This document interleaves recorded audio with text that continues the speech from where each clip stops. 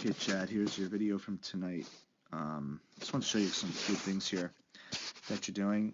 Wanted to bring you back here. The top video is obviously tonight in the white shorts, 2 weeks ago in the bottom video here. So look what I just want to show you a little bit of a change, and this is good for you. You don't have to lift the leg all the way up to feel this right now.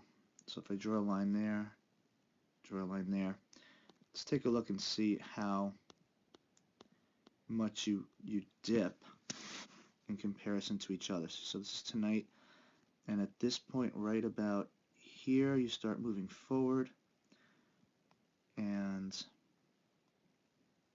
at this point right about here you start moving forward. So you can see the difference in the gap between your head and that line. It's a little bit bigger down here at the bottom video. So because you're moving out sooner and you're not dipping as much earlier, your front leg isn't going to want to fly out so soon because you're pushing the whole body. So the front leg is a little bit more relaxed. So I have you pretty much here synced up where your hands break. And look at how much further out this leg is down here than this leg. And that's because you're initiating the back leg moving, pushing the body forward. And in this one, you're more initiating downward movement first and then out. If you can get the idea of getting down and out at the same rate and still getting that same flex in the knee, because you have a great flex, you have a great back leg drive. So I don't want to change any of that. I just want you to change the idea of moving forward sooner so you can still get down low, but just get out and low. Get out and low at the same time.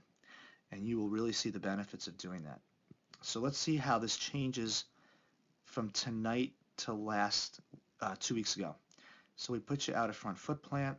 There's that great leg drive. By the way, if you take a look at the back foot, the way you push off the rubber here and the heel kind of turns inward, it doesn't pop up. That's the foot movement of someone who's triple extending and getting great explosiveness from the knee and the ankle and then the hip. And you do it really well in both videos. Just watch how your foot works. You have great muscle reaction back there and great extension because you really do accelerate into front foot plant in both videos.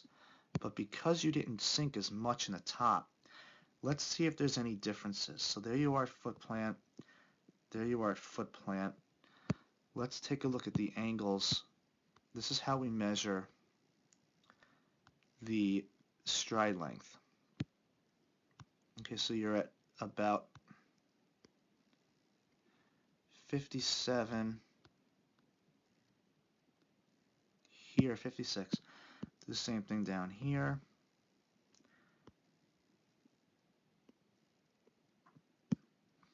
And over here you're about 57. So because you have a lower angle, that means up at the top video, that means that your center of gravity is a little bit lower because your stride is longer. And it's actually probably longer. There's probably a bigger difference there. I think I can measure this a little bit better. Let's see if we can get a better, more accurate.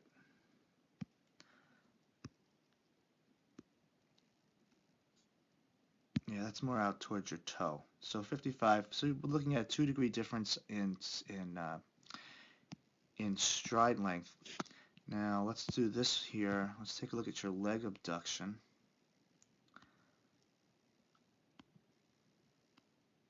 Actually, you know what? Let's take a look at your back leg first. Your force vector. You're 27 degrees there. Here I think you're pretty good too, but I don't think you're as good.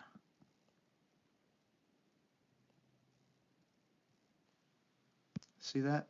So your 27 is 2 degrees lower, which is great. So the force vector is a little bit lower, so you're able to power out a little bit faster and into front foot plant. So that's a good sign. Let's take a look at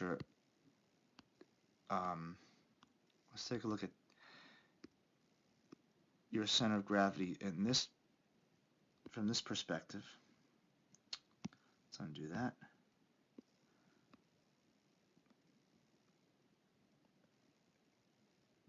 Okay, see that? you're at 93 here, and you're at 97.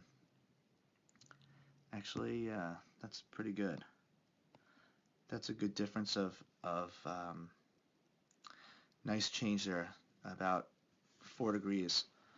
All right, so those are all good positive things when you move out sooner. It just drives the lower body with more dynamic explosiveness, and it really does convert nicely into ball speed at the end. Okay, so good job with that. I mean, the bottom video looks pretty good too. It's just that you dipped more than you moved out, so you just didn't get that same exact stride length. You do have a little bit more of a stride length here in the top video.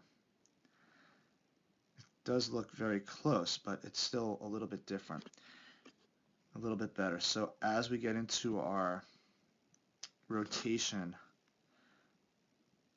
you do a great job bracing up the front leg. Right over here. Oh, this angle is just ridiculous. Let's undo that. Try this again. Sorry for the delay. So you do a nice job bracing up in both videos. Really good.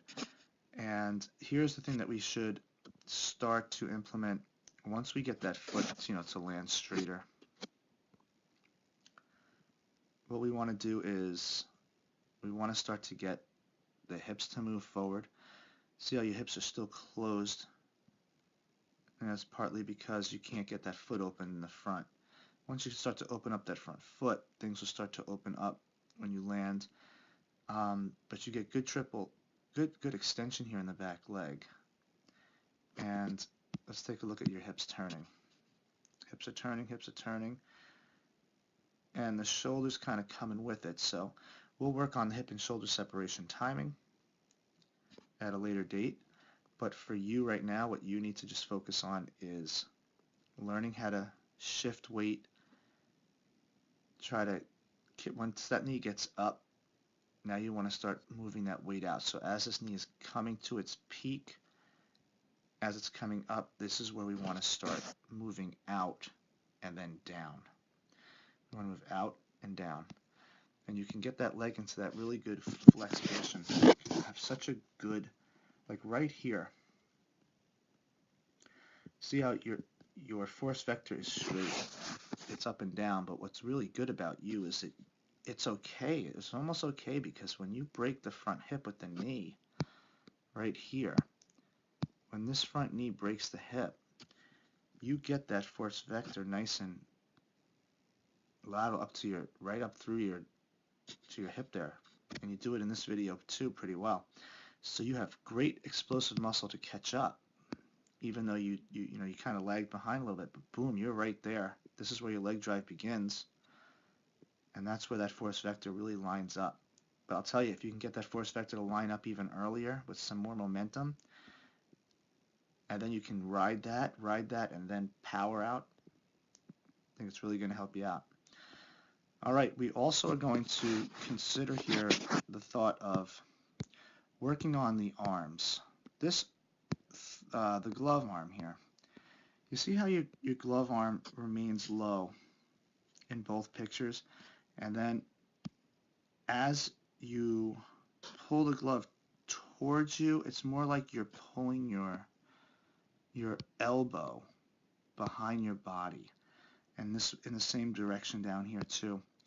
You pull your elbow behind the body, and that causes rotation rather than a linear power going forward. So you want always to be rotational and linear, or more like linear and then rotational. So what I mean by that is we want the trunk to also be linear and rotational. So linear would be going this way because it's going towards your target. Rotational is when you just spin this way.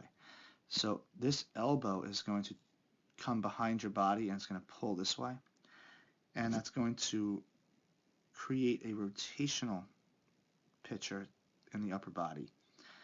And it's just something that we can work on, lifting that glove hand, getting it more active so that it's level with the other throwing hand.